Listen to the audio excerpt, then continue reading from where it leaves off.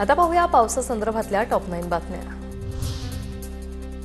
विदर्भासह मध्य महाराष्ट्र, कोकण, गोवा आणि मराठवाड्यातील पावसाचा जोर ओसरला। येत्या 48 तासात हलक्या ते मध्यम स्वरूपाचा अंदाज। मोडकसागर धरण 100% भरलं, एक दरवाजा उघडला। मुंबईला पाणीपुरवठा करणाऱ्या धरणांपैकी मोडकसागर धरण भरल्याने मोठा दिलासा। धरणातून शुक्रवारी 1022 क्युसेक प्रतिसेकंद वेगाने पाण्याचा विसर्ग।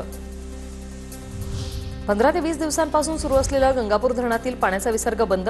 2 दिवसांपासून नाशिक आणि धरण पाणलोट क्षेत्रात पावसाची विश्रांती।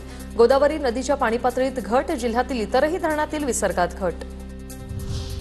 गडचिरोली जिल्ह्यात नद्यांच्या पुरामुळे शेतीचं नुकसान। वैनगंगा, प्राणहिता आणि गोदावरीला आलेल्या पुरामुळे 30% शेतीला फटका।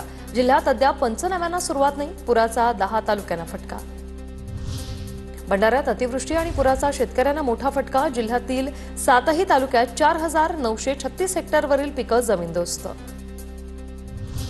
जळगाव जिल्ह्यातील हतनूर धरणाचे 8 दरवाजे अर्ध्या मीटरने उघडले। धरणातून तापी नदीपात्रात 7981 क्युसेकने विसर्ग।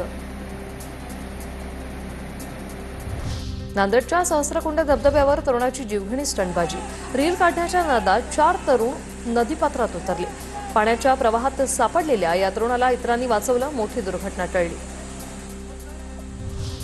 पावसाळा सुरू असतानाही भोर महाड मार्गावरील वरंधा घाटात रस्त्याचं काम। जागोजागी झालेल्या चिखल्यामुळे घाटात वाहन चालकांची जीवघेणी कसरत।